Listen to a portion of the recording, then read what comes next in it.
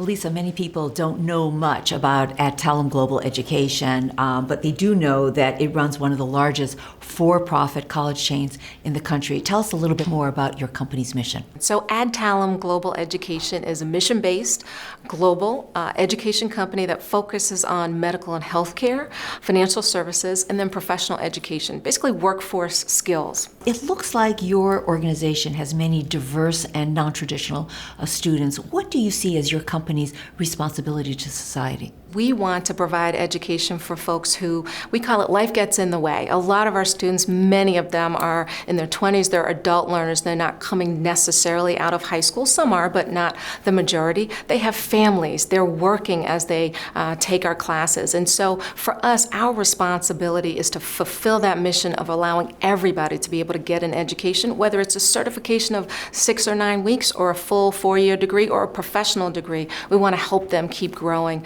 and being able to be mobile in their careers. And you have also been doing more in the healthcare education space, particularly for minorities, and also in resolving this whole shortage for nurses and doctors. Can you tell us more about that? What are your goals? We have 2 medical schools, and our Ross University School of Medicine and American University of the Caribbean School of Medicine really produce almost over 70% of primary care physicians. As you know, a lot of the shortage is in low resource areas, either very urban or very rural. We produce doctors who want to serve in those communities. So part of our mission is fulfilling the community mission of bringing healthcare to neighborhoods and communities that don't often have that.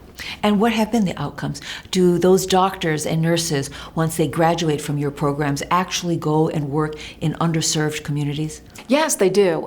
They like to be a part of the community of Rossies, as they call them in the case of Ross, and for AUC, same thing, where they're going back and they're not always primary care physicians, but certainly serving in communities that just don't have enough physicians. And it's the same for our nursing school. Chamberlain University of Nursing has 21 campuses across 15 states, but our nurses serve all over the country and sometimes globally. So it looks like you're doing your part to really train and educate a diverse and qualified people for the workplace, but yet we still hear from so many companies saying that they're very challenged to find diverse, qualified people to fill these positions. How do we fix this problem? The way that Adtalem is fixing the problem is really going to employers and finding out what they need, and then also making them aware of a very diverse workforce and pool. So we're able to track our students, have a strong alumni base, and really connect them with the students who are diverse, who want to work in those communities